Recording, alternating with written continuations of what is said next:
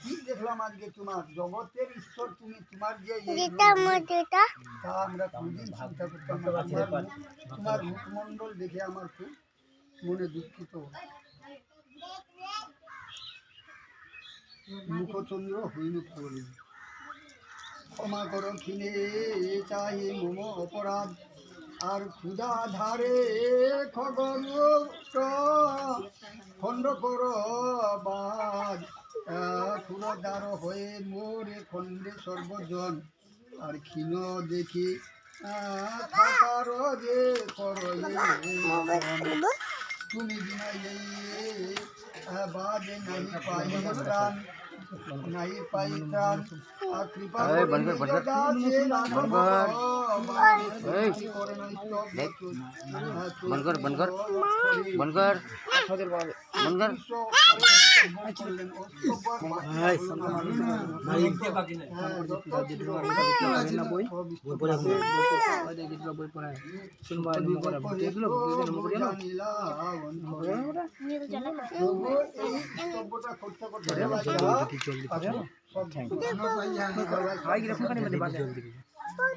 রাধিকার স্তব্ধে তুষ্ট হইল চক্র পানে, কলসিতে আবির্ভূত হইলা আপনি ভক্তের জন্য ভক্তের অধীন ভগবান। রাধিকার স্তব্ধ শুনে কৃষ্ণ উন্না পড়েছে, আর এক কৃষ্ণ উন্না থেকে বের হয় কলসির ভিতর যা প্রবেশ করে ওই ছেদ্রটা ভিজে গেল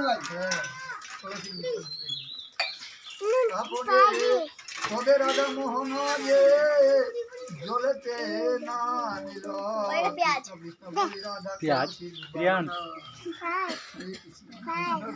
বলে লাভির জলক, আর কৃষ্ণ কৃষ্ণ বলে জল ভরি পুনঃ কুম্ভ সহস্র ধারাতে জল অনায়াসে থাকে। জল গাইলে এক ফোঁটা জল কোনো দিক পূর্ণ কুম্ভ কক্ষে করি চলে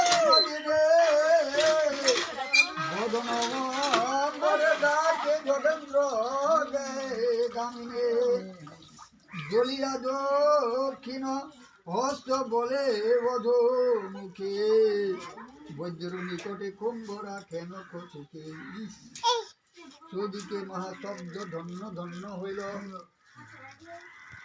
উঠিয়া তখনই বৈদ্য প্রণাম করিল,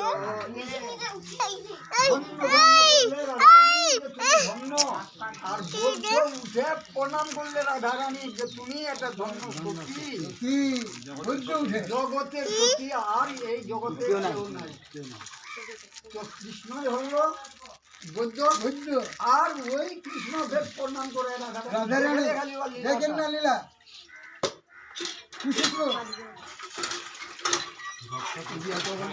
প্রণাম করিল। আর ধন্য ধন্য ব্রজ মাঝে তুমি আছো সতী, তোমা হতে পবিত্র যে ব্রজের বসতি, তব পদরে যদি লাগে কারো গায়, আর জনমে জনমে সেও তো সতীত্ব পদ পায়। হরি বল। একটা কারো গায়ে লাগে বছরটার চেষ্টা বহু দূরের কথা, কত ধুলি যদি কারো গাও লাগে সেও তোমার মতো প্রদান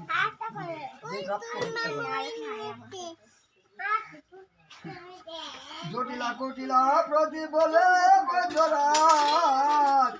নয়ন থাকে দেখো তবু হরি বল। কুটিলাতে দেখিল ওরা যে বুঝিল যে মূর্খের মতো আর সত্যি হইনি, আর রাধারানীর মতো কলঙ্ক আর হইনি। আজকা করলে দেখেলে সত্যি, দেখেলে চোখ যদি থাকে দেখবার মতো, তো আজকা ভালো করে দেখেলে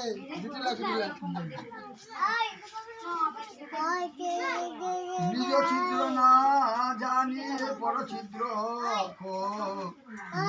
গোপের নারী লজ্জা নাই নিজের ছিদ্রটা তোমরা জানো না যে আমাদের কোথায় ছিদ্র আছে পরে ছিদ্র খুঁজে বেড়াও আজকে বুঝতে পারলা যে তোমাদের ছিদ্র কোথায় আর এর ছিদ্র কোথায় বুঝতে পারলা নির্লজ্জা নির্লজ্জা নির্লজ্জা প্রসাদে থাকিয়া কর ঝুঁকে সবুরি নগর